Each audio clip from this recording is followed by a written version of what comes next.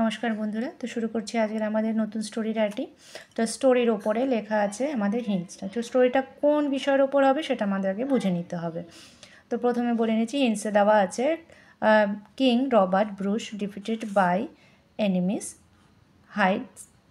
hides in a cave, see a spider waving a web, spider falls again and again, finally succeed, king inspired. তো Robert Bruce যুদ্ধে নেমেছিলেন, উনি ওখানে শত্রুপক্ষ দ্বারা পরাজিত হয়েছিলেন। তারপর তিনি একটি গুহার মধ্যে লুকিয়েছিলেন। তারপর তিনি দেখলেন যে একটি মাকড়সা বারবার জাল বুনছে, বারবার পড়ে যাচ্ছে, ওয়ালে ওঠার চেষ্টা করছে কিন্তু জাল বুনতে পড়ে যাচ্ছে। তো অবশেষে সেই মাকড়সা সফল হলো। এর উপরে ভিত্তি করে আমাদেরকে একটি গল্প লিখতে হবে।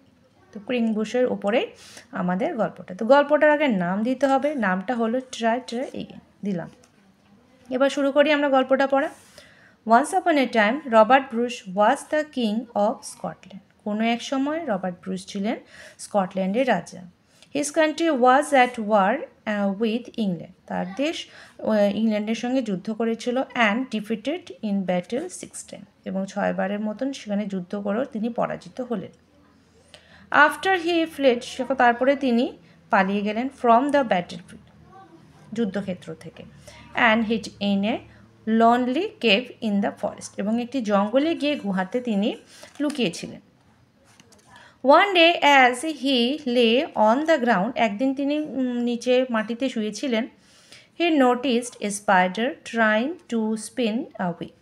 তিনি লক্ষ্য করছেন যে একটি মাকড়সা বারবার জাল বোনার চেষ্টা করছে। মাকড়সা the spider tried to climb up thread to the ceiling. সে মাকড়সা বারবার সেই জাল বুনতে বুনতে সিলিংয়ে ওঠার চেষ্টা করছিলেন। বাট ইট ফেল ডাউন, কিন্তু বারবার সেই মাকড়সা পড়ে যাচ্ছিল।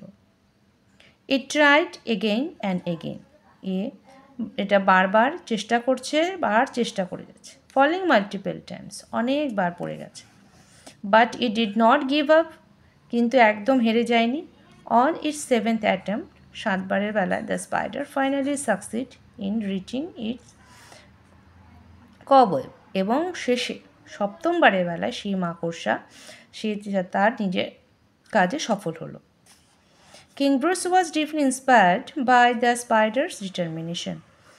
রাজা ব্রুস খুব ইন্সপায়ার্ড হলেন সেই মাকড়সার সেই দৃঢ়তা দেখে।